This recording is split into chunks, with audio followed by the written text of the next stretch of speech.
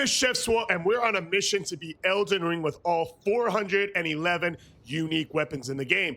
In this run, we will be breaking down what is the optimal starting class, what stats should you focus on, and in what order. What are some of the soft caps or hard caps for those stats? Do you need to run 15 endurance, 20, etc.? We'll go over whether the weapon is best to use two-handing it, or one of that weapon in each hand, and many more. Towards the end, we will go over how the weapon performs against all 14 required bosses to beat the base game. And lastly, we will be ending with a tier list where we will tier each weapon in the game from S tier all the way to the bottom, the broken straight sword tier. Today's weapon is Varre's Bouquet, and it was requested by Corgi Courtney Avon on TikTok. So without further ado, let's get into the starting class. The best starting class for Varre's Bouquet is going to be the Bandit, because the Bandit gives us the closest starting stats to be able to wield the weapon. So the requirements to wield Varre's Bouquet is going to be 24 in your Arcanine, 16 in Dexterity, and 8 in Strength. So as you see here, the Bandit class is going to bring us in with Rune level 5, 10 Vigor, 11 Mind, 10 Endurance, 9 Strength, so we immediately have the Strength requirements of 8 with 9 starting, 13 Dexterity, so we're not quite there, we need 3 more levels to Dexterity, so we're going to have to bring that up 3, 9 Intelligence, 8 Faith, and 14 Arcanine. Again, we need 24 to wield the weapon, so we're going to have to get it up 10 levels, right? So you're going to need a total of 10 plus 3, 13 levels in order to wield Varre's Bouquet. But since it is a late game weapon, you're most likely going to be using it in a full playthrough in New Game Plus. So it won't be too hard to get the levels if you need to. Gregor and Cloud is a great weapon to go ahead and take down and get a bunch of runes and get your required levels from the start. When leveling up your Bandit in order to maximize Varre's Bouquet, what you want to do is first get your required stats. So get your Arcane from 14 to 24, your Dexterity from 13 to 16. Next, for survivability, let's get our Vigor from 10 all the way up to 30. Then you want to get your Endurance to 15 if you're going to run Armorless, or closer to 20 if you're going to run some light or medium armor. From there, you actually want to focus on just pounding and pumping your Arcane, because late game survivability isn't going to matter as much when you do absolutely no damage. You really have to put a far damage output on. So the higher the Arcane, which is the best scaling of this weapon, the more damage you're going to put out. And now that we know the best starting class, let's go ahead and break down the build. And we actually have 2 different builds that we use for this run, because Varre's Bouquet is a special weapon, as you'll see in the footage. Varre's Bouquet is found late game deep within Morgwin's Blood Dynasty. So if you're doing a full run with Varre's Bouquet from start to finish, we're going to assume you are in New Game Plus or further, which means you are going to have access to all of your talismans, you are going to have access to all the psychic tiers, etc. This is the build that we first envisioned to get us to the 14 required bosses, but we ended up getting hard stuck halfway through against the Godskin Duo. It was not putting the damage that it needed to on the late game bosses. So for today, we actually have 2 separate builds, one for the early game and one for the late game. This is what we ran all throughout the early game of the New Game Plus run here. It is equipped with the White Mask in order to do damage whenever there is blood that is procced. And before each fight, we're going to pop our Psychic Flask, which has the consecutive hits, the Thorny Cracked tier and the Green Burst tier. And right before we engage the boss, we will apply Blood Grease, which will stack with this weapon's high bleed, 122, even more. Once you add the grease, you'll be able to see we're now at a whopping 168. Now, what this weapon does lacking is its damage output. You see, even at plus 10, you're only doing 220 damage with your base light attacks. It's got a high scaling in Arcanine of B, low scaling of Dexterity to a C, and a very low scaling of Strength with E. So that being said, we decided to focus on a build that is going to use what this weapon is good at, which is applying status, specifically the blood loss status.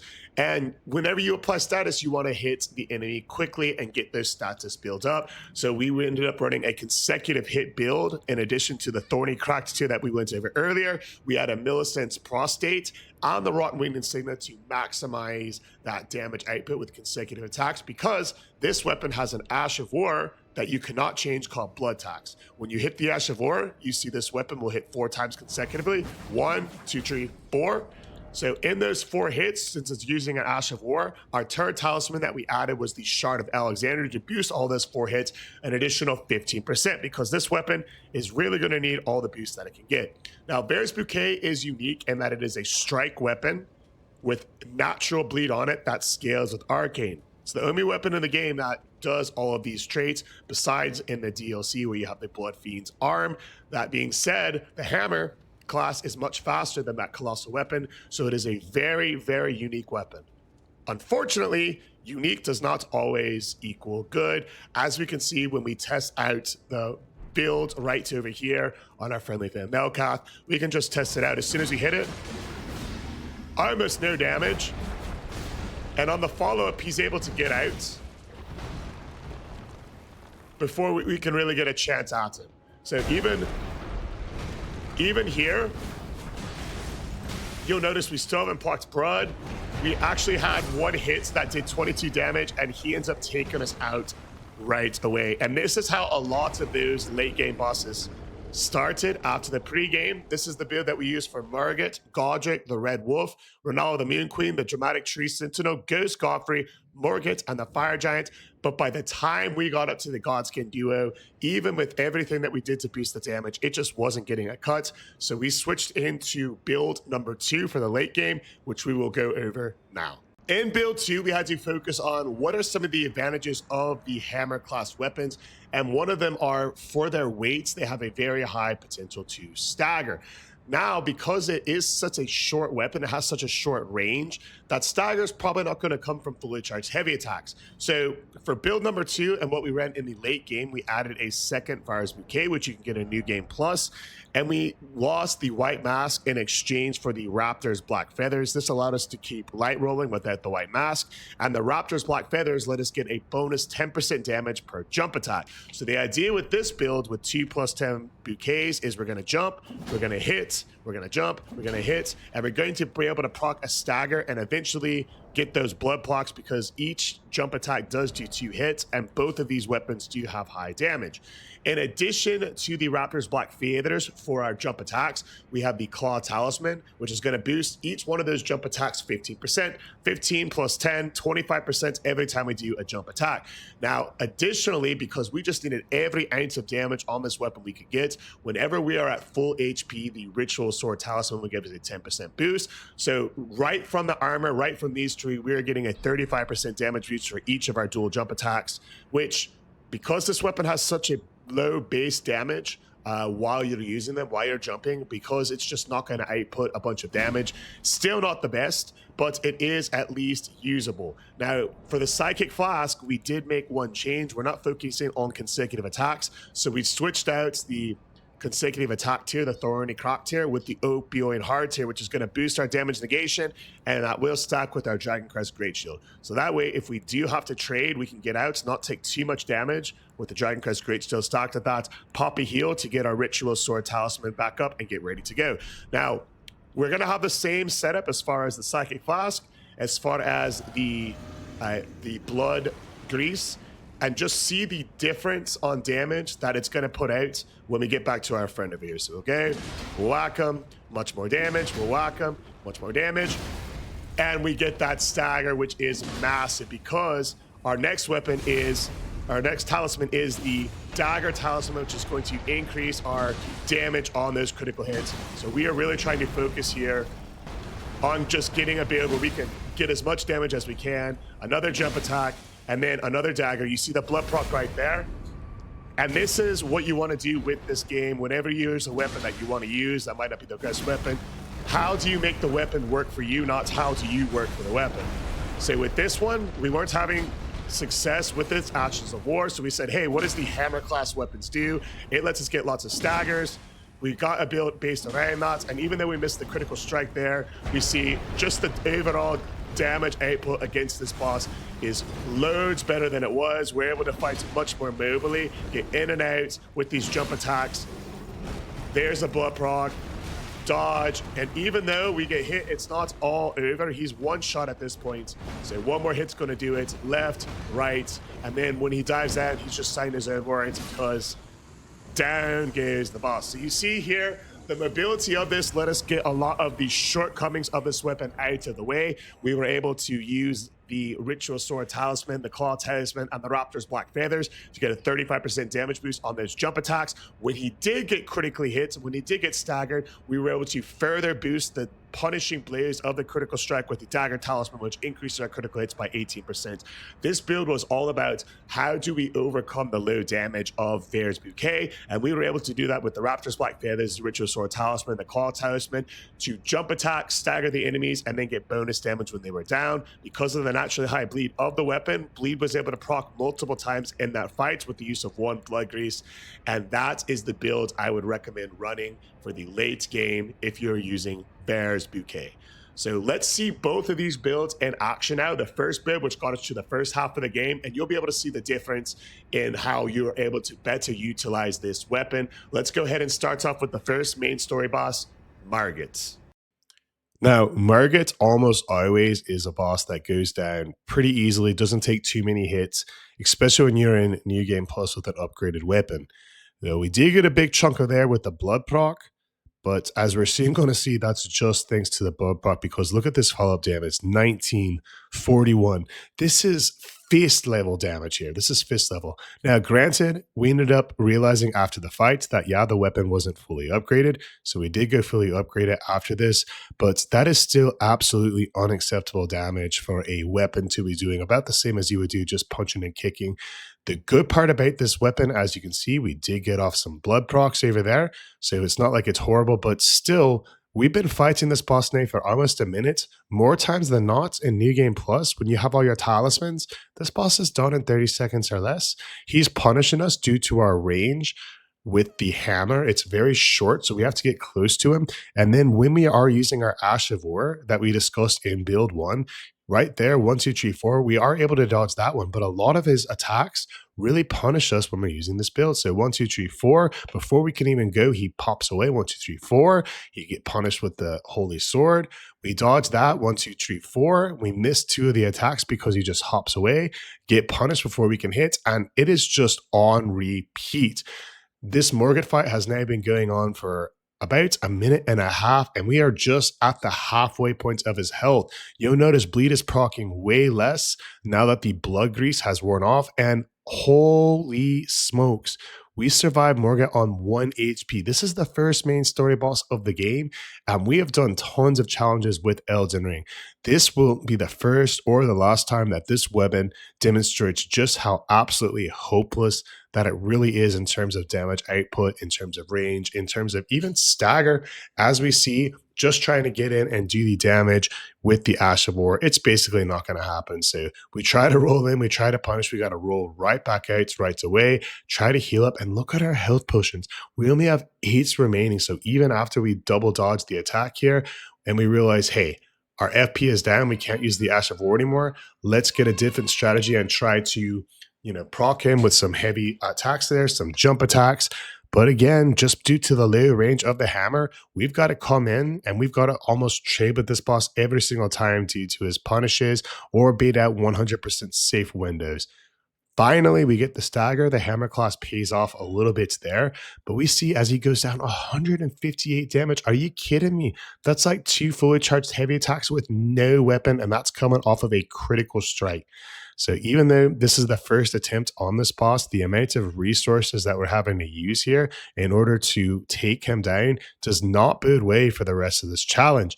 I wasn't familiar with the game of Varre's Bouquet as we finally get another blood proc, but golly, just trying to get in and out with this heinous weapon doing no damage. I mean, you can see it's really taking its toll. At this point in the fight, we did realize, hey, we're definitely going to have to switch over some health flasks for some cerulean tears so we can spam our Ash of War a bit better. And we definitely are going to need to make sure this weapon's fully upgraded.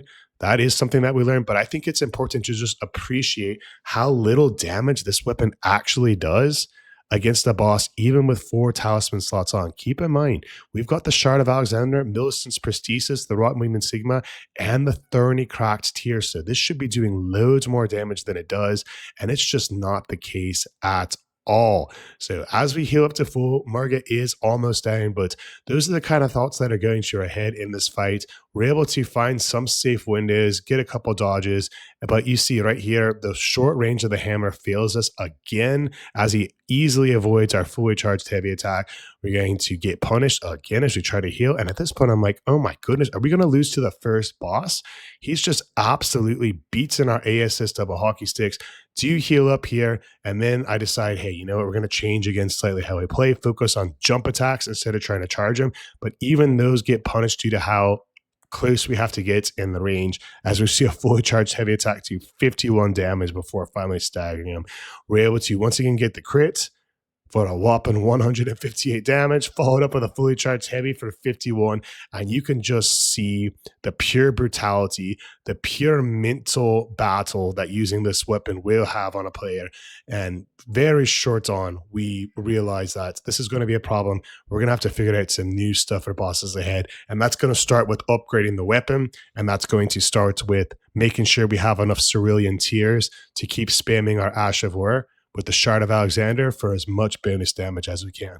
So let's make these adjustments and head into Starnvale Castle and see what Godrick, Lord of all that's golden, is up to.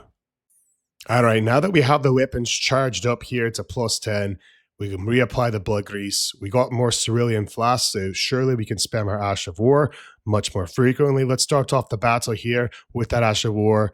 And just that short range you can see, even though we were right behind the Weasel, we got 1 hit for only 129 damage. 1, 2, he rolls away. We only get 2 hits. Let's try to hit him again. 1, we do get the blood proc. We do get some of those bonus hits from the Shard of Alexander in consecutive hits. We're starting to get a little bit right here, but we're going to flee while he does his flailing wild swings here. But at this point of the fight, I'm feeling much more optimistic due to the damage output. You do get some wins, so some bad RNG is we're going to have to retreat while he runs around, rolls around with his win, but we get an easy punish here as we're able to pluck another bleed, and he's about 1 shot away, right? About 1 shot away from when he is going to transition to second phase. So we get that second phase transition. We start spamming it, spamming it, spamming it. 1 more. And we're doing that in order to build up his blood. And we do see that blood proc right before the transition. Pop the cerulean tears so that way we can spam our Ash of War as he finishes this animation. 1, 2, 3, 4, 1, 2, 3, 4. And we do get the grab attack, dodge to the second one. But we know, a 1 more blood proc and he's going to be about good to go. So he does get the fire. We're going to roll through it on the other way. No worries with that. Jump attack is perfect for a punish with our Ash of War. And finally, first time in the fight, we get a stagger. We don't go for the crit. We go for the consecutive hits to keep that damage up. And we are able to fight through and take down Godrick. So Morgott's fight ended up being very challenging for him. It ended up being closer to a 7 on 10 difficulty. Godrick, much easier with those adjustments made, both in our resources and in our strategies for being able to utilize the Ash of War. Godrick's difficulty with Varre's Bouquet on a scale of 1 to 10, much lower, only a 2 on 10. And at this point in the run, I'm feeling a lot more confident with Varre's Bouquet that maybe we are cooking, maybe we have something ready to go. Oh, how wrong we were. As we enter the arena for the Red Wolf, popping our flask right before we know, hey, with the Red Wolf, pretty self-explanatory. We just need to find some easy windows and try to punish with the Ash of War. And you saw we actually hit with a heavy attack there. That's all on learning his windows. We're feeling out, hey, what can we get away with this fight after we actually died on 1 attempt on the Red Wolf, which that in and itself does not bode well. This is normally a very easy boss. That's a glass cannon. And the fact that he was able to take us down when we were only spamming our Ash of War made me realize that this weapon truly has a chance of becoming our first ever broken straight sword tier weapon. It took some good RNG as we got multiple hits in and we were able to proc the Ash of War yet again. Quick dodges there is going to let us heal up, going to let us get more cerulean tears so we can use this Ash of War build with those 4 hits, all of them being consecutive, as well as the Alexander Shard for another 15%. Couple more hits there, but we see he just hops away and we're not able to get all 4 of the attacks off to finish it. Get kissed by a magic sword, but no worries because we're finally in position after this to hit the Ash of War and finish off the Red Wolf. So for the simple fact that we died on this Weasel at all, it's going to get a higher rating than normal because it's normally a glass cannon boss that's very easy. It did take us 2 tries. It did take us some planning. Overall difficulty on the Red Wolf with Varre's Bouquet is going to be a 6 on 10 difficulty. Let's head upstairs to see Rennala. It was at this point of the run when I was really starting to question Corgi Courtney's recommendation of this weapon. We have 411 weapons to choose from, and this is only our 8th run, and already we're getting the worst weapon in the game requested. As a reminder, if you do want to see a specific weapon, just put it in the comments below in YouTube. I will reply to that comment, let you know what day we'll be doing the run live and what day the video will be up on YouTube. Now, in phase 1, despite all of our buffs, despite being extremely aggressive, we are not even able to do enough damage in order to one cycle Rennala. She gets back up in the air, and we've got to take down her tree minions again to knock her down. This made me extremely apprehensive for second phase because she runs away after she gets hit a single time in second phase. So we're going to be chasing her a lot. We're going to be having to use our Ash of War a lot in second phase, as it still takes 2 and another hit to finally take her down. So when second phase does start, we want to, with a shorter weapon, close the distance and get on her before she can really start whacking us with our Hyper Beam attacks and our magic spam. Now, the closer you are to her, the better. However, this Ash of War doesn't have a lot of stagger potential, so we're going to have to fill that out as the fight goes. We roll true, and we're able to get 1, 2, 3, 4, and that gives us a little bit of confidence. Hey, if we can get 4 attacks off pretty consistently, that's going to be pretty nice. Surely that's a sign of things to come, right? Oh yeah, it's not looking too bad, right? Surely we'll keep her stun locked, right? Well, you see there, a big damage and stun lock from her onto us. And the fight went completely downhill from this point on. She does get her summons out, which means we're now going to have to start retreating. And now we're going to have even more stuff to dodge as we get in a very vulnerable position to spam the Ash of War. She's a little bit more agile after her summons, and that little bit more agility is all that it takes to make sure our 4 attack Ash of War chain does not hit. This means we're not going to be getting the full benefits of Millicent's prosthesis, the Rotting and Sigma, as we have to run away from her moon and she gets another summon off. We'll just skillfully avoid the Bloodfang Hound, the least we can do with a build like this, but he's having none of it, coming over to make sure he gives us the Kiss of Death and giving the Moon Queen a chance to spam more magic, which is what she's best at. So after the magic spam is done, we will find a window for an attack, even though we almost lost the run. And that window comes in the form of a giant scaly weasel who's blowing fire. So we can really just see as this weapon wears off, the buff for this weapon, I should say the Thorny Cracked Tears and our Psychic Flask, it's gone now. And every bit of damage matters when your weapon is just so pathetic, such as this pile of flowers. So without that buff active, we only have our talismans, and you see the damage drop off is severe. Additionally, due to the range of the weapon, you see we have a tough time even getting close to her to get off these attacks. The weapon is a hammer class, not a great hammer, not a colossal weapon. If it was one of those, we might be able to just stun lock her with some jump attacks. But when we come in here with the Ash of War, we see that she just fights through it like she's not even bothered and is able to get off a summon yet again. We're stuck having to chase her down and just hoping that we can get a blood proc as we dodge the magic, as we dodge the wolves. We actually have to be hyper aggro here because we are losing this fight against the Moon Queen, which is normally one of the easiest bosses in the game. The pure amount of time spent dodging her hyper offensive range style of play is very dangerous as a jump attack finally finishes her off. Almost 4 minutes on a very dangerous boss like the Moon Queen is way harder than an average run. So the difficulty rating on it is going to end up being a 6 on 10. We didn't die, but we had to do lots of work to do a little bit of damage. Let's head up to the Atlas Plateau and see how the dramatic tree Sentinel goes. At this point, I was fearing we might not be able to complete this run at all. I knew we were going to have to be far more aggressive than normal on the dramatic tree sentinel after what happened with the Moon Queen.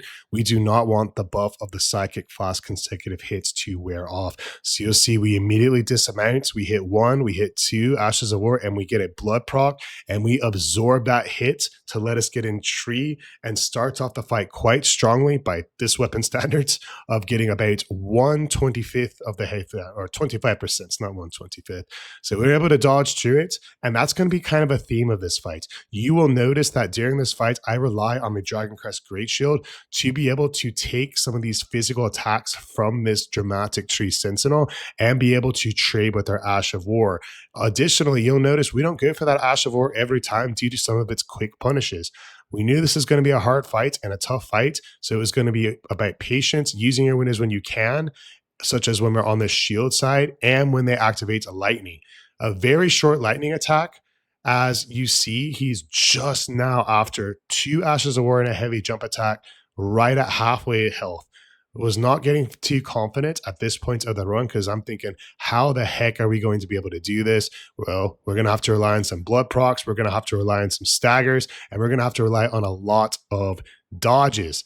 And we almost lose the run right away. Back up, retreat. This is still first try. So even though we're eating fireballs, even though any one of those lightning bolts could have ended it, this is still a first try attempt with what has easily been the worst weapon in the game as we punish with our Ash of War. We know that if we can just play well and dodge in some of these windows, such as right here, we're able to get a clean dodge and we're able to get proc of the Ash of War and follow it up with yet another one. We're looking for that blood buildup. We know we're close. We're going to try to stay aggressive here and hit it with a third one back to back. And we get that blood proc and another free hit to start up the process again because the dramatic tree sentinel stopped and put lightning on, allowing us to recharge back our FP and come and hit yet another Ash of War.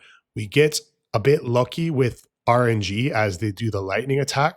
Instead of punishing us with a heavy slam when we're close, we're going to back up. We're going to heal back up and take a look at our flasks. Only 1 remaining, so we need to be very careful from here on out. Luckily, the dramatic tree sentinel is only at about 6% health. It might be spamming lightning attacks, but we're going to bait bringing it back over to this side so the golem doesn't hit us with the bow. We dodge to the lightning. We feel the thick koala coming. We're able to again hit the Ash of War, but we don't get the blood. And unluckily, it goes for its scariest attack. We are able to dodge it a second time, hit the Ash of War, and finish it off. First try with arguably the worst weapon against the game, against the first true skill set of the game, is outstanding work. And definitely one of the easier fights so far, due to the simple fact that 1, it only took a couple of minutes, and 2, within those couple of minutes, even though we had a couple scares, we never died 1 time. Because of that reason, the difficulty of the dramatic tree sentinel with Varre's Bouquet is going to come out on a 4 on 10 as we hit the capital and head upstairs to find the ghost of Godfrey. Now, as you see in the fog wall there, we did die on 1 attempt before this. However, I was reading chat and I wasn't fully focused on the fight. So I'm not going to penalize myself too harshly for not being fully locked in. I'll just play it fairly from here on out, and you see a couple of missed dodges to start the fight. So with the Ghost of Godfrey, he does not bleed. So the biggest advantage of this weapon, being able to proc status quickly, is not going to matter here. So we need to adjust our strategy. Additionally, the Ghost of Godfrey has many quick follow-ups. So we don't really get a chance to use our Ash of War, which will lock us into 4 attacks in a row. And we had to adjust from there. You're going to see lots of quick attacks, lots of heavy attacks, some heavy jump attacks, because we know that the Ash of War is just not going to cut it. We do get the jump, we do get the roll, and it's going to be more of this style of fight with Godfrey, just due to his quick punishes with that overhead axe swing, and the fact that, hey, you know what? We can build up enough of these heavy jump attacks, enough of these charge attacks, stay on him and get a stagger. Even with all of those hits and all of that damage that we have done at the start of this fight, the first minute straight, he's only at 25% health. So with this fight, the strategy was going to be play it safe, getting quick hits that you can punish without trading, and hope for the best because this guy can't bleed, and that takes away this weapon's biggest strength. So whenever the Ghost of Godfrey gets into a corner on you, like he does there, you want to head to the center of the arena, lure him in, because if you stay in those corners, you're going to have a bad time. Focus on instead when he runs away and jumps, you know he's going to follow that up with a slam to the ground, and we can take that to our advantage. So there it is. We get behind him. He slams on the ground. We had to heal there, so we couldn't punish, but we do get a quick heavy attack followed by a heavy jump attack. We stay on his left hip or right as you're looking at him, and that oftentimes is going to bait out that left to right swing with an optional third swing.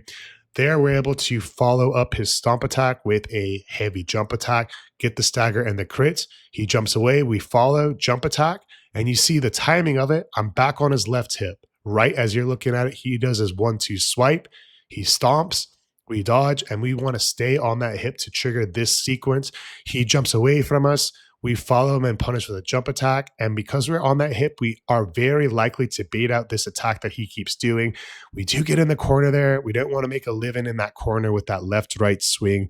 He does nick us right there just a little bit, but we're able to still proc the stagger, proc the hit, and dodge safely out, even though we're at half health. So here we're able to jump, we're able to dodge on some stamina management. Again, bait out that easy attack. With that attack, you do left, right, and you pause for about half of a second to see if there's a follow-up third attack. It's easy to dodge, it's easy to punish, and as long as you stay on the Ghost of Godfrey's right hip, or excuse me, left hip, but right as you're looking at it, you're going to be able to bait out that attack frequently. So here we have to punish with a quick attack, followed by a heavy attack. There's the attack, no optional third, so we punish him with a quick. We stay right on his hip, he jumps away. We jump over the spikes, hit him with a heavy jump. We follow through, quick attack. Here comes a slam, roll right through it, heavy jump attack, and we get one more crit, taking out the Ghost of Godfrey.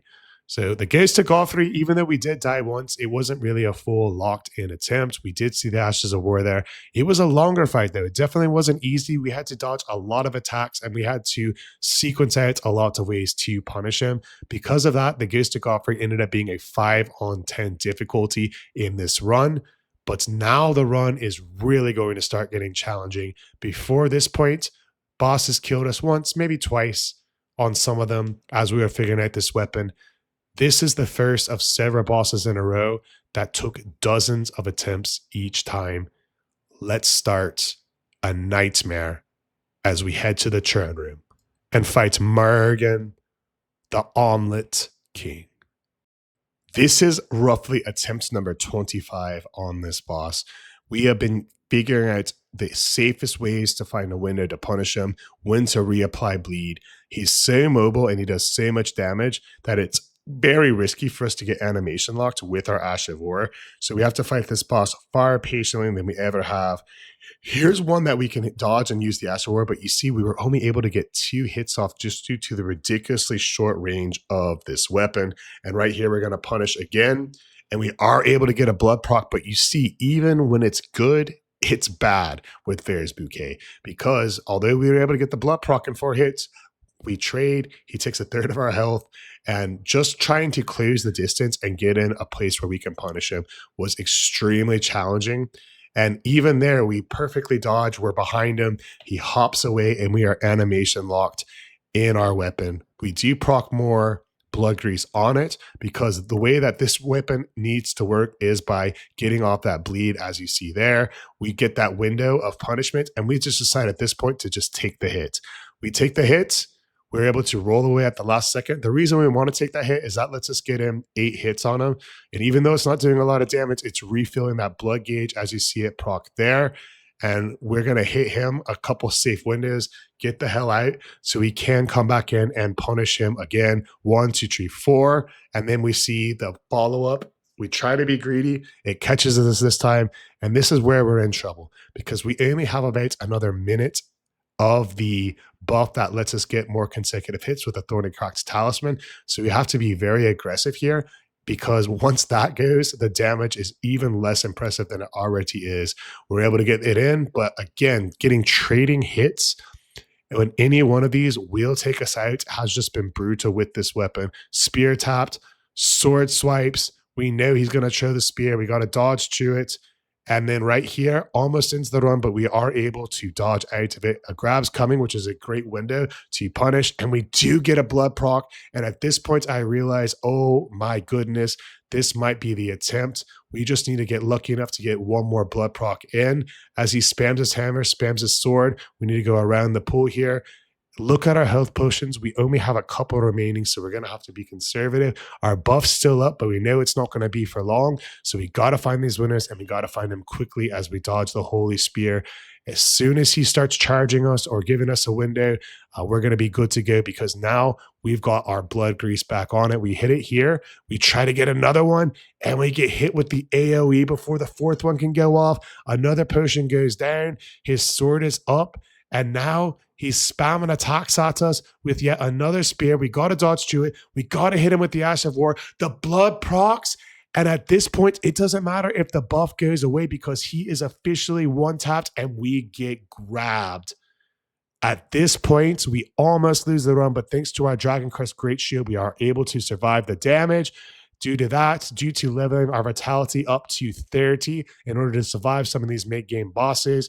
So reference the build section if you want another setup. And finally, we get the last hit in of Morgott. 25 attempts later.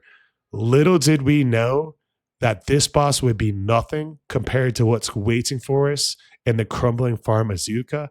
But before we get there, we need to head to the mountaintops and see if we can beat the fire giant with a bouquet of flowers. Golly, that took a lot of attempts on that Morgott fight. The difficulty rating for the Omen King with this weapon ended up being a true 9 on 10. The fire giant is a little bit more stationary.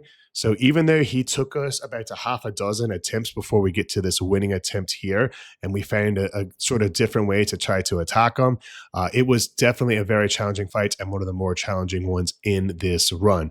Might not have been as much as the Omen King, and there might be more windows for us to attack, but against this giant and his giant health pool, you really see how low damage output this weapon creates.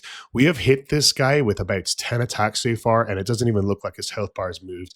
We do get the stagger, but the animation brings him so far away from us, we're only able to get 2 Ashes of War off as he hits us with a slam, and he followed up by finally breaking his brace. So here we want to go ahead and hit 1 Ash of War, and on his way out, 1 slam, and we miss it. The weapon's range is so short. Anytime you think you're going to be able to hit it, you're probably just a little bit off, so you really need to go a little bit further than you think. Now, as his feet come down here, 1, 2, you want to dodge into it, and then there is a small window for an Ash of War. We want to follow it up. We want to make sure that the window is safe as he does a shield slam, letting us hit him with the Ash of War. And at this point, we're just trying to build up the bleed, and we see that bleed proc. He is still only about 60% health, so he's actually, despite all these hits, very far away still from getting into his second phase transition. We're going to have to continue being smart as he puts a fireball tracker down, and parts of that involves hopping on the horse, activating the fireball so we don't get one shot by that, beating him out to the fire, and we're going to have to be very careful to dodge the shield here. We get the roll as the fire fades, and we're able to start wailing on him with all 400 damage of our heavy attacks as we roll the slam. Close to 50%, another heavy up, and we are almost to that second phase. We know if we can just keep wailing at him, we will get there, pop a couple Ashes of War, and finally, we're able to get to second phase. Right when second phase starts, we want to reapply our grease to get his blood gauge up as much as possible. Roll into the hands, hit him with 1 heavy, hit him with 2 heavies, to build up his stagger, and we barely miss out on the third one. But we get lucky. He falls down with a stagger, and we follow it up with a heavy right on the eyeball as he rolls away. Get on the horseback, chase him back down, and here comes his volcanic attack. In pure frustration, we get a little bit risky and wail on him one more time. The run could have ended at any time here if those fireballs have fallen on our head.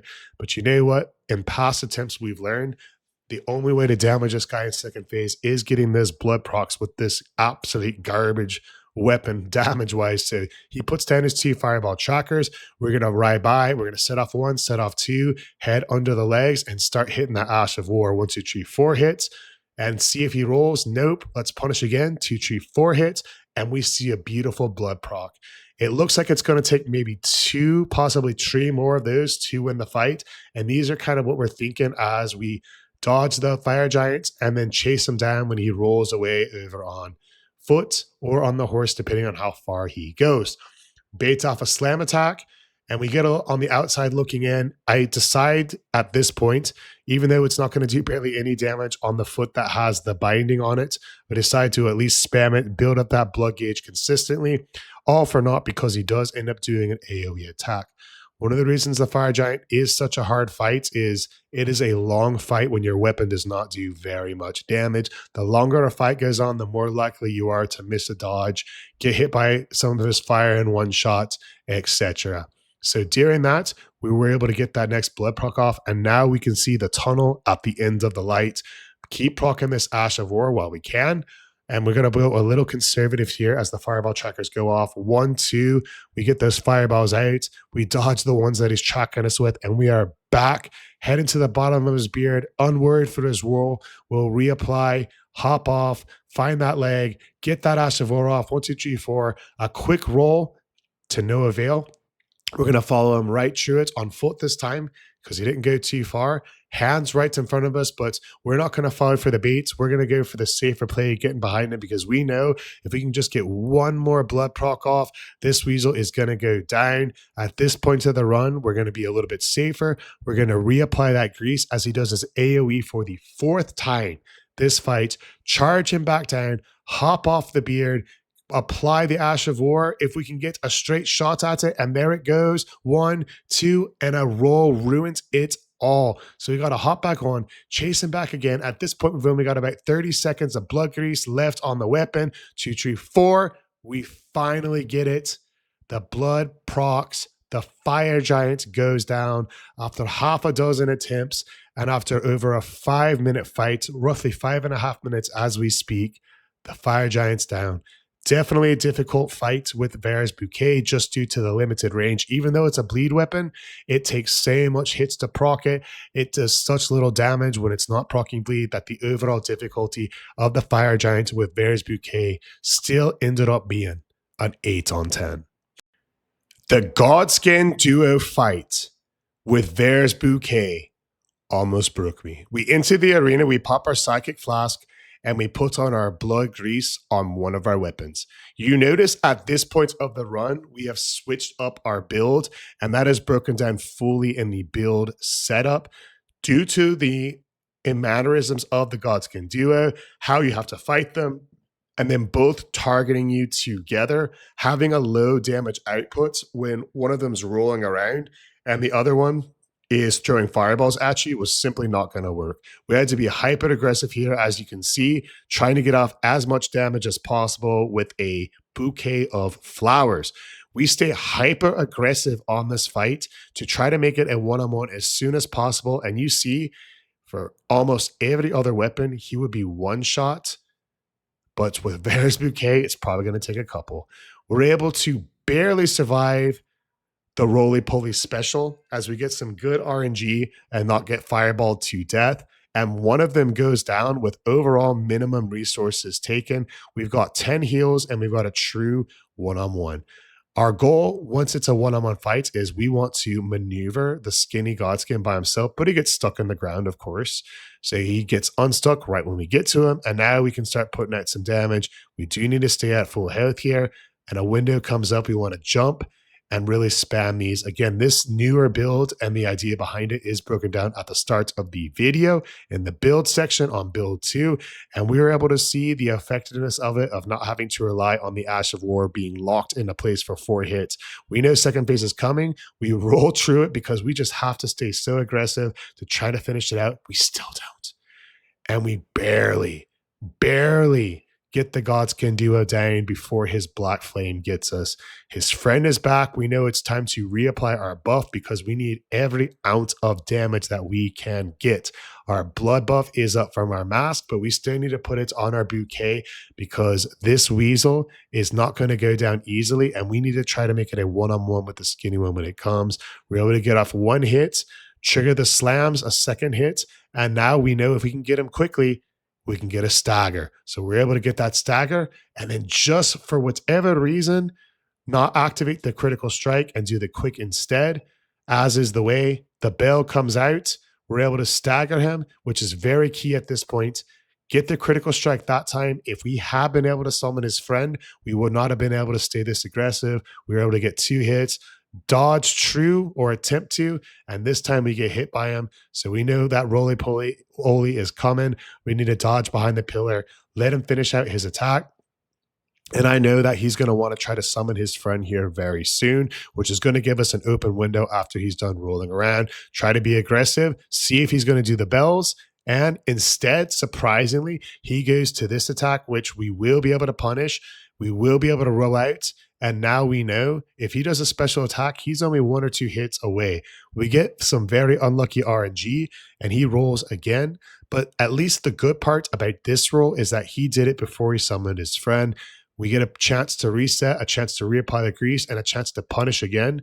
As he goes into his 3rd special in a row, we dodge it, get hit, and almost lose the run, survive on about 2% health, dodge, punish, follow true with his backhand, punish, immediately get hit with a hyper beam, roll true, punish, get the stagger, and at this point, we can see the tunnel at the end of the light as the round one goes down, and he survives on a shred of health, making us do one more jump attack to finish him off. And all the marbles comes down to this. We have been in dozens and dozens, probably close to 50 attempts at the Godskin Duo. We have a one-on-one left, and in my mind, I'm thinking, hey, you know what? He only has what? 5% of the health bar of the Godskin Duo left. I'm going to only attack in the safest of windows, wait for the bell. The bell comes, no worries. I'll be able to finish him up before the round one gets here. I get hit with the attack. He's 1 away from a stagger. I've got to back up and heal. At this point, I think I lost it for not being aggressive enough. He gets his staggered recovery. And as I try to be aggressive, he gets another hit off, proccing us to leave again and boat another potion again. We're about to see the reason why when it's a 2-on-1 fight, I always focus on the round one, because even though we've hit the skinny one and he's more aggressive, you see more times than not, the round one will still get to us first. So it's always better, in my opinion, if you have a 2-on-1 fight with the Godskin to go for the round one, because it's easier to trap the skinny one behind the pillars, popular to contrary belief.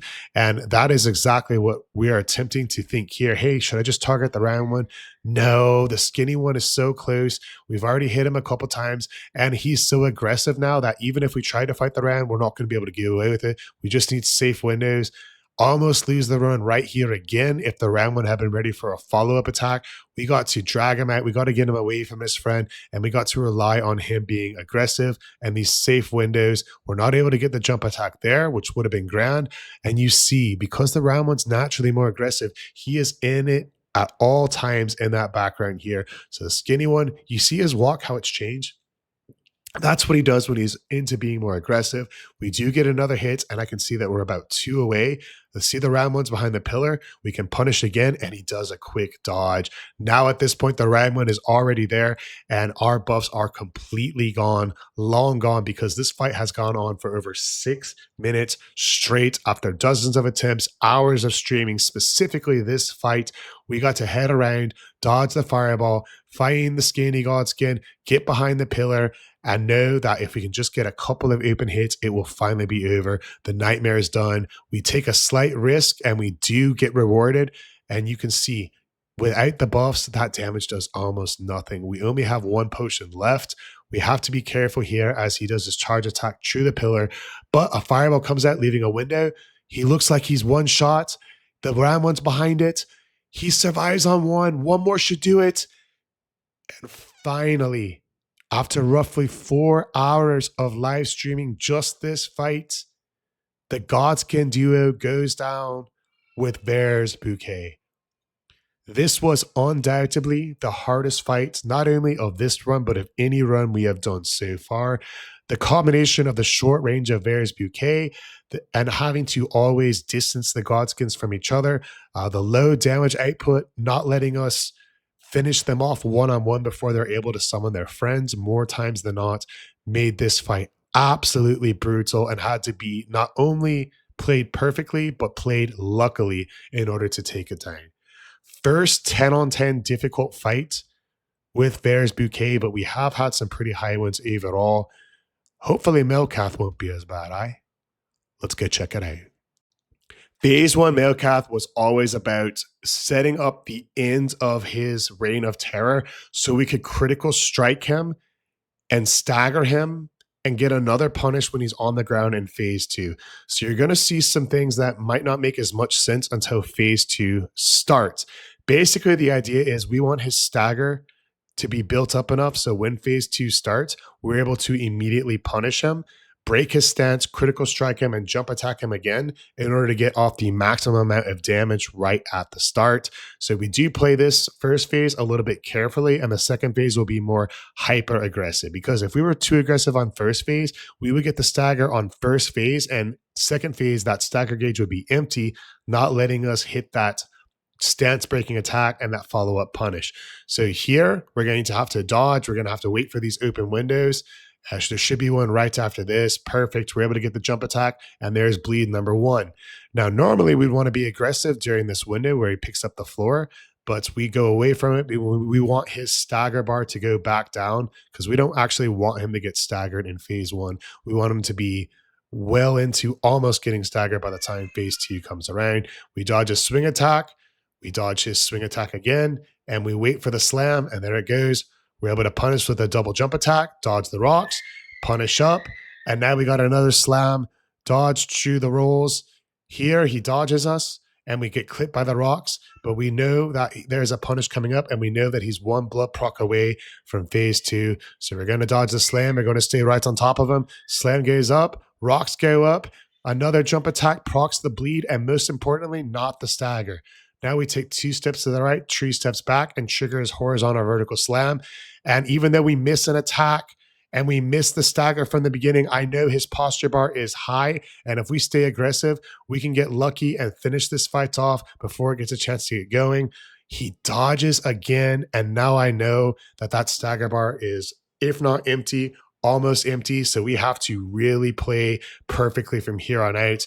We do get the blood, and we barely by 1 frame get caught in the destined death. And at this point, I'm thinking, gosh, should we just quit out? Should we just get in another attempt? But we are able to get a jump attack. We are able to dodge as melee attacks. And could this be a stagger? In my mind, I'm thinking that it might actually work. And lo and behold, we're able to finally proc it. We're able to finally get enough hits. The punish is there. And I know he's close to a bleed. And it procs, and Malkeith goes down. Now, overall, Malkeith was much easier than the Godskin Duo. He was easier than Morgott. He was easier than the Fire Giant, because if you script Morgott, or excuse me, not Morgott, Malkeith, if you script him, you're able to get that stagger, get that blood proc, and you're able to really finish it off. So not as hard as the Godskin, but still overall a tough fight. Malkeith's difficulty with Varre's Bouquet on a scale of 1 to 10 came out to a 5. Gideon, the All-Knowing, is not a bad fight if you're able to do enough damage to him when you first enter the arena when he's speaking Japanese. Unfortunately, if you've got one of the worst weapons in the game and you don't finish him off in that time period, you're going to be in for a hard time, because he's going to be spamming magic at you as soon as you walk through the fog doors. Because of that, this was definitely a difficult fight. It took about 10 tries in order for us to finally consistently hit these jump attacks and get enough good RNG to take him out. You see there, we almost lose it right away. We have to get behind the pillar, heal up, dodge the magic attacks, and then right away try to find that safe window. Retreat, heal up as we're getting just absolutely spammed by magic. I see the explosion on him. We retreat. He gets his magic. We try to hit him before he gets that one off. We're able to get a little bit lucky, dodge the explosion. Hyper beam is incoming. And I notice, oh my gosh, we have our blood buff. we can actually stagger him and stay on top of him enough to finish the fight. He's close. We need to be aggressive, stand on top of him, trying to find where he's going to go. And he rolls out to what would be the finishing hit. And I think, oh my goodness, Shift, we just lost the fight. He's hyper beaming and he does a double hyper beam. I think that it might be a window, but he nicks us with it. We go to the holy and finish him off and survive. Gideon down. Far more difficult than most Gideon fights, as this took about a dozen attempts and what looked like some good RNG to finally polish him off when he was in the carnage in his magic span. With Varre's Bouquet, difficulty for Gideon ended up being a 7 on 10. After what happened with the ghost of Godfrey actually dying on him and having to really be patient, I was worried that the regular Godfrey fights would be very challenging. That being said, I just stuck with what worked in the Ghost of Godfrey fight, punishing him with the jump attacks like we did there, or just the quick follow-up attacks when we landed, staying on his left hip or right as you're looking at him, and we're baiting out that 1-2 swing attack. On the slam, following up the slam with a jump attack, and this time the strategy is far more effective because we are now wielding 2 of Varre's bouquets. So you're able to punish him again and immediately, within 30 seconds of the fight, proc a critical strike, stay on top of him, and as he's getting up, smack him and make sure that we start building that posture bar for an early phase 2 stagger. He does get the axe in the ground, but this is a free punish if you dodge clean the other way through. We get the jump attack. He does his 1-2 optional turret follow-up, and we choose to heal instead of punish. We stay on his hip, we dodge the quick strike, and then we follow it up with a quick attack of our own, and then a double jump attack. Now he's starting his double stomp phase 2. We do choose to stay aggressive there and take the hits to get in another attack because we knew if he could take a couple hits, we could get a stagger and get him a lot closer to phase 2 and still have enough health to build up a little bit more stagger for phase 2. We do get the animation for the jump attack, and although we do tank it, we choose to heal up and get punished immediately. We got to dodge through, we got to heal up, and at this point, we want to follow the jump attack with a stamina recovery and not charge him. Here's his 1-2. We get our jump attack in, but he follows up with another 1-2. The optional third, our stamina is low. We choose to be greedy because he's so close to second phase, and we get punished. But no worries, he is one shot. We can pop a flask at the start of phase 2 before he gets to us if needed. We get the axe throw. It doesn't actually hit us, but it does bump us a little bit. And in my mind, I'm thinking, hey, it'd be great to get blood on for the start of phase 2, right? Surely that won't come back to punish us if we try to be greedy and get that on. Right? We're going to see if we're able to do it. And in the end, we decide, you know what? Not worth the risk. Let's back up and try to get a stagger when phase 2 starts. We get 1, and we don't actually get the 2 because he comes out with his roar attack. Any other attack, we would have been able to trade potentially because we have 10 heals. But with that roar attack, it was going to knock us back regardless. So we choose to head on back as he starts doing his overwhelming slash attack, and we're able to come in, punish the end, dodge the stomp, and punish the stomp. We do have to take the hit absorption, but we're going to have to take a few of these in order to try to stagger him. It's all going to be about taking what we can afford to take. And right there, although we almost lose the fight, we're able to get out of it. We're able to heal back up. We're able to then dodge that attack, and we see he's coming for that non-stop relentless fury slash attack. We outrun it. We get a free punish. And now as the leg goes down and we punish again, I know he's close to a stagger. He's going into his slam attack. We run out of stamina. We dodge through, but I know he's close. I know if we can just get it, he will stagger. And that right there is why it's better to be greedy than to be good. As we proc the bleed, we proc the critical strike, we finish off Godfrey, and because of how aggressive we were with those jump attacks and because of us being able to proc the bleed, it ended up not being as much of a hard fight as it could have been. Overall, compared to the rest of the late game bosses, the difficulty was around average, not even as bad as Gideon, not as bad as the Godskin Duo, definitely. Even Morgott was far harder. So for that reason, Godfrey, the first Elden Lord, comes out on a difficulty of a 5 on 10 with Varre's Bouquet. And then there was one. Elden Beast left after the 12 bosses before the final 2, Radagon and the Elden Beast. And from here on out, we want to spam those heavy jump attacks, find those critical strikes. And you see, even with 4 heavy jump attacks and a critical strike. It only takes about 15% of his health. It's going to be a long fight. We're going to have to be very patient with our windows, punish carefully when we can, such as here and here, and get a jump attack.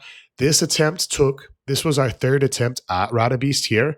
So it's not really a difficult fight, but it's a long and a tedious one and an easy one to mess up.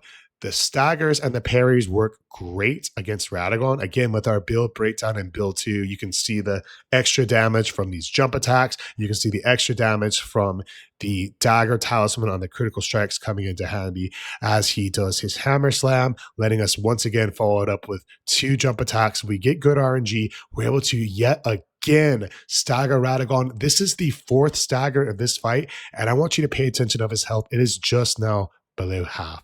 That is how you can see this weapon's effectiveness, see how low damage output it has on bosses that cannot bleed, such as Radagon, such as the Elden Beast, and you really have to rely on not the weapon itself, but the weapon class. What do hammers do well? They are fast, and for their speed, they have a high amount of poise damage. And that is why we added the second one and adjusted the build for these late game bosses. We're going to dodge to the grab here, come in, get a free hit, but those teleports make it very risky to punish. The 1, 2, punish on the third one because it takes a bit longer, dodge through that third one, and then punish with some more jump attacks. We know we should be able to break a stagger, and there it goes. 5th time that Radagon is down on the ground. Critical strikes do basically nothing to this absolute monster of an Elden Lord with all of the weaknesses of this weapon. So we need to instead finish this fight off. Any other weapon would have been over a long time ago, but the damage output is just so low that it's going to make sure we demonstrate pure mastery of Radagon in order to have the honor of facing the Elden Beast. We're going to dodge through his attacks here, try to get off these windows of attack. We get a little bit lucky again with a window that we can punish, dodge through, dual jump attack, and it's all about building the stagger. I know you might be thinking, Chef, you're barely doing any damage. That's just how the weapon is. If this thing's not proccing blood, it's not doing damage at all. And even the blood procs are kind of sus with it. So you got to dodge through. We got to keep on him, get our 7th critical strike of Radagon as he finally goes down. Almost 3 minutes of staggering and critting him before we go on to face his pet, the Elden Beast. Right when the fight starts, we want to immediately make way to get behind him to get off some free hits against the beast. 1 jump attack, 2 jump attacks. Do we recover our stamina slightly by crutching? 3, 4, 5. I'm really hopeful that we could get the parry, but it doesn't work. He gets away. He does some melee attacks, but I'm so sure that his stagger build is high. And sure enough, that 6th jump attack does the trick. We're able to punish with 2 more jump attacks before coming in and doing a critical strike after a couple misses where we were able to hit some light attacks and the Elden Beast goes down. Now, keep in mind, this is a total of 8 jump attacks, 2 light attacks, and a critical strike. And this boss is about 20% health down, 80% remaining. Again, just showing the amount of incredibly low damage that this weapon puts out. This weapon makes every fight much harder because it makes every fight much longer. The least amount of damage that a weapon does, the more you're going to be in a fight, the longer you have to use it. And the Elden Beast is a great example of that. Now, with the Elden Beast, we're going to be able to see almost every single one of his moves just because of the low amount of damage. This is, if you're not very good at fighting the Elden Beast and you want to be good at it, well, this weapon will certainly make you learn all of his moves. And you really just want to stay on top of him, as we were able to stagger him when he tried to run away. We were able to get a couple more jump attacks in, another critical strike, that's 2, and he is not even at half health. So at this point, we have hit this boss with close to 20 jump attacks. We have hit it with 4 light attacks, 2 critical hits, and not even half of his health is gone. These are 2 fully upgraded Varre's Bouquets, and you can just see the damage output is just non-existent. We have to take damage whenever we can, so even on slightly risky times like that, we want to go ahead and use our jump attacks a couple times, because we can now stagger him for a 3rd time, get our hits off here. We barely missed that jump attack due to just how the Elden Beast was over us. Instead, it procs another light attack. We're able to crit him, and just now, after all of that work, we get him to below half health, where he procs his favorite attack, the Elden Stars, goes for the grab. You know we're going to dodge to that every time. We get behind him here because the Elden Stars won't hit you through him. So when he is close to us, I like to use his body as somewhat of a shield. But you got to be careful because it can backfire if you're not careful. Now that the stars are behind him, you see it like kind of shielding us from him again. But because he procced that explosion attack, it made us run away. At the very least, the Elden Stars finished, and we come to try to punish, and the range of the weapon messes us up there. We're just a frame off from getting hit. Elden Beast runs away. He's going to follow up with its melee attack, dodge through it, start spamming these jumps, and he comes in with the sword attack. It is the explosion variant. So again, we have to run away. Again, we have to run back in and try to punish and try to get another critical strike. Luckily, we get some good RNG, and he goes for a melee attack. We are able to once again dodge through it, once again punish, and barely miss out on the critical strike as he runs away and does another range attack on us. We loop-de-loop, get some circles in, and now because he is so far away from us, he is able to do his holy sword attacks. We dodge through them all skillfully and craftily, but at this point, we've been fighting the beast for over 4 minutes straight, and we're getting low on resources. We're spamming resources because of our talisman, the ritual sword talisman, giving us bonus damage. We're at full health, so that's the reason why we're only at 3 potions at this point. You know, some of his long-range attacks that we run around in circles, maybe one of them hits us. We got to dodge the melee. We got to stay on top of him. We got to keep doing these jumping attacks because any one of these might drop him. Barely gets away, and in my gut, I know he's doing Ring Around the Rosie, and there it goes. Ring Around the Rosie goes up. That's not going to let us chase him down for a stagger. We're going to turn around, run straight ahead, jump over 1 ring, 2, 3, get out of it right as the beast lands. We get a jumping attack. We follow it up with a light attack. And again, he hits us with a long-range attack, so we got to go in circles here. And when we can't really see him, he starts doing his holy attack, making our timing off, and we now have to use another health potion to get back to full, and we now have to once again close the distance. As he starts his fire attack, at least we were close enough to hop on the horse and try to get away, but that's definitely not what you want to see when you're close to the Elden Beast. Thank goodness they patched this fight so we can have our horse torrent in, but if that was pre-torrent, we would have been riding in there and immediately been hit up, you know, by the fire, not being able to escape. Finally, we get a chance to try to close the distance. Let's see what he does, and it is the Star Explosion attack. He rides away from its melee. At this point, most of his stagger is already back down, so we have to start from fresh again.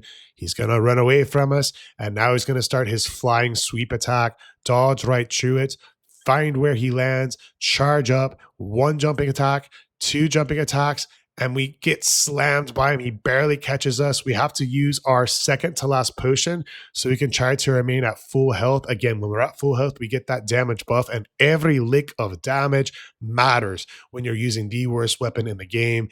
Speaking of worst, the worst attack in the game goes off the second time, the Elden Stars. But oh my goodness, as he's trying to escape, we are able to get a critical hit on him. We hit him twice using his body to shield us from the Elden Beast. The crit goes off. He's so close to ending the fight. He's running away. The Elden Stars goes away. We use our last potion, and we've got to clutch up now because at this point, this fight has been going on for almost 9 minutes straight. We got to dodge through the Holy Swords. I know he's within 1 or 2 hits away from winning. It can't be a bad RNG type of attack. He goes up to the air. He's going for his sweep attack, dodge through it, and he hits us barely. So at this point on, we will no longer be able to do maximum damage. We have to dodge his slam, and he's 1 shot and a prayer. We trigger the melee attack, dodge to the sword, punish, and down goes the Elden Beast. After 10 minutes of fighting Radagon and the Elden Beast, they both go down. The difficulty of Radagon with Varre's Bouquet was very challenging because we had to stagger him about 7 or 8 times. We had to dodge so much of his attacks. It ended up being a 7 on 10 difficulty. with Varre's Bouquet. The Elden Beast, just the amount of time chasing him, even with Torrent, the amount of attacks that we had to dodge, the amount of hits we had to get off to do the amount of damage that we needed. A very challenging fight, a 7 on 10 for the Elden Beast as well. Now, let's head into the tier list and see where Varre's Bouquet ended up from S tier, A tier, C tier, D tier, or the lowest tier, broken straight sword tier. Let me know in the comments below what you think it'll end up at, and let's head over to the tier list and discuss it now. The average difficulty rating on a scale of 1 to 10, 10 being the hardest, for the 14 mandatory bosses in Elden Ring, required to become the Elden Lord, is an astronomically high 6.29 out of 10, making Varre's Bouquet one of the worst weapons to wield en route to becoming the Elden Lord. Between the laughably low damage this weapon exhibits, the non-existent range on this weapon's attacks, and having to rely on proccing status when some of the bosses that you need to beat the game, they don't even are affected by status. It goes to Godfrey, Radagon, the Elden Beast. They're not going to be affected by Varre's Bouquet status at all. For those reasons, this weapon should not be used by new players to the game. You're going to have a bad time. Now, one of the advantages of this weapon, to try to say something nice about it, is it's great to use as a meme, a joke. It's good for challenge runs. And that is where the nice words end. Varre's Bouquet is our first weapon that easily ends up in the broken straight sword tier, and I would be shocked if another weapon is more challenging to beat the game than this one. That being said, and again, my name is Chesswell, and we are live streaming beating Elden Ring using all 411 unique weapons from start to finish, live on Twitch, live on TikTok every Monday through Saturday. Do you agree or disagree with our assessment of Varre's Bouquet? What build would you run if you had to use this horrible weapon? What could we improve? How could we improve? And let me know your personal build in Varre's Bouquet in the comments below. Lastly, do you agree with our assessment? Is this a broken straight tier weapon, or is this salvageable for a D or maybe even possibly an average weapon? All that, leave it below. I read all the comments. And for the next weapon, again, put the one you want to see below. I'll reply to that comment what day we'll do the run and what day the video will be up. We are live Monday through Saturday, TikTok and Twitch for all things Elden Ring. Drop a follow right here. And until next time, fellow Tarnished, stay maidenless.